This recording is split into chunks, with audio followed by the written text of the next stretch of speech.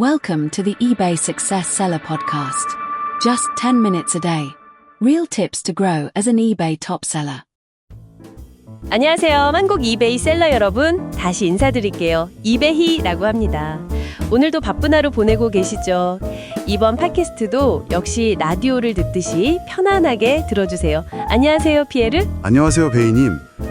조금 늦어서 죄송해요. 주문한 상품이 안 와서 판매자랑 통화가 길어졌네요. 휴가 때 쓰려고 캐리어를 주문했는데 일주일이 지나도 소식이 없더라고요. 배송 지연 너무 싫죠. 마침 오늘의 주제도 배송이랑 관련된 건데요. 상품 미수령 케이스 대처법입니다. Item not received라고 하죠. 네, 맞아요. 그 INR 상품 미수령 케이스, 이거 정말 많은 셀러분들이 좀 골치 아파하시는 부분이죠. 특히 이게 해외 배송이다 보니까 변수도 많고요. 그렇죠. 그래서 오늘 좀 자세히 알아보려고 하는데요. 이 케이스가 딱 열렸을 때 어떻게 대처하는 게 좋을지, 특히 그 초기 대응이 중요하다고들 하잖아요. 네, 아주 중요합니다. 케이스가 열리면 판매자한테 Seller Make It Right, 그러니까 SMIR 기간이라고 해서 구매자랑 소통할 시간이 주어지거든요. 영업일 기준으로 3일이에요. 3일이요? 생각보다 짧네요. 네, 짧다면 짧죠. 근데 이 3일이 정말 골든타임입니다. 이베이가 중간에 끼어들기 전에 구매자랑 직접 이야기해서 문제를 풀 수 있는 기회거든요. 그럼 이 기간 동안 판매자는 뭘 해야 할까요? 그냥 기다리는 건 아닐 테고. 절대 아니죠. 핵심은 Send a Message to Buyer 기능을 아주 적극적으로 쓰는 거예요. 일단 구매자한테 연락해서 지금 배송 상황이 어떤지, 예를 들면 트래킹 번호 다시 알려주고 이게 지금 세관에 있다, 이런 식으로 명확하게 설명을 해주는 거죠. 현재 상황을 투명하게 공유하는 거군요. 네, 그리고 혹시 구매자가 해야 할 일이 있다면 관세를 내야 한다거나 그런 것도 안내해주고요. 목표는 이베이 개입 전에 둘이서 원만하게 해결하는 거예요. 오해가 있었다면 풀고 구매자를 안심시키는 거죠. 여기서 중요한 점이 절대 해결되기 전에 케이스 닫으라고 막 강요하거나 싸우면 안 된다는 거. 오히려 불리해질 수 있다면서요. 맞습니다. 절대 금물이에요. 감정적으로 대응하면 기록에도 남고 좋을 게 하나도 없어요. 그냥 차분하게 상황 설명하고 우리가 같이 해결해보자, 이런 태도가 중요합니다. 근데 만약에 정말 최선을 다했는데도 이 3일 안에 합의가 안 되면 어떡하죠?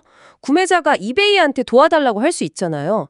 Ask eBay to step in. 네, 그렇죠. 구매자가 그 버튼을 누르면 이제 공이 이베이한테 넘어가는 겁니다. 그럼 이베이가 케이스를 직접 보고 판단을 내려요. 판단 기준이 있겠죠? 뭘 보고 판단하나요? 가장 중요한 건 역시 판매자가 제공한 트래킹 정보예요. 이베이가 딱 봤을 때 트래킹 정보가 최근 10일 안에 업데이트 됐네, 아니면 세관에 묶여있다는 게 명확하네, 이러면 구매자한테 조금만 더 기다려주세요 하고 케이스를 잠시 보류, 홀드시킬 수 있어요. 다행이네요. 그럼 무조건 환불되는 건 아니군요. 네, 근데 반대로 트래킹 업데이트가 막 10일 이상 전혀 없다, 이러면 좀 상황이 안 좋아져요. 그럼 바로 환불인가요? 그럴 가능성이 아주 높죠. 이베이 입장에서는 이거 배송 제대로 되고 있는지 증명이 안 되네, 이렇게 보고 그냥 구매자한테 환불해 줄 수 있어요. 그리고 이게 판매자 책임으로 결론 나면 아시겠지만 판매 실적, 디펙트에 영향을 줍니다. 그건 정말 피해야 하는데요.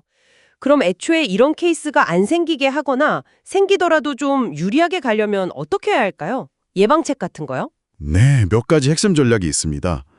첫 번째는 뭐니 해도 유효한 트래킹 정보를 제때 제공하는 거예요. 배송 처리 기한, 그 핸들링 타임 안에 첫 스캔, A 스캔이라고 하죠. 그게 찍히는 추적 가능한 배송 서비스를 쓰고 그 번호를 바로 업로드해야 합니다. 이게 증빙이 안 되면 판매자가 보호받기 어려워요. 트래킹 번호 올릴 때도 좀 주의할 점이 있다면서요. 네, 맞아요. 케이스 페이지에서 바로 업데이트 트래킹 디테일스 누르는 건 기존 번호가 아예 추적이 안 될 때만 좀 신중하게 써야 하고요. 만약에 새 트래킹 번호가 나왔거나 여러 개를 보내야 하면 주문 상세 페이지, 오더 디테일스에 있는 애드 트래킹, 이걸 이용하는 게 좋습니다. 그게 더 안전하군요. 그렇죠. 그리고 두 번째는 고가 상품인데요. 보통 기준 금액이 있는데 미국이나 캐나다, 호주는 $750, 영국은 450파운드, 이 정도. 이 금액 이상이면 반드시 수치인 서명, 시그니처 컨퍼메이션, 받는 배송을 써야 해요. 이거 없으면 배송 완료됐다고 증명하기가 어려워요. 혹시 나눠 보낸다면 모든 배송권에 다 적용해야 하고요. 서명 확인, 이것도 중요하네요. 또 뭐가 있을까요? 마지막으로 아주 기본적인 건데 주소 확인입니다. 배송 완료된 주소의 우편번호나 도시 이름 같은 게 구매자가 제공한 주소랑 정확히 일치해야 해요.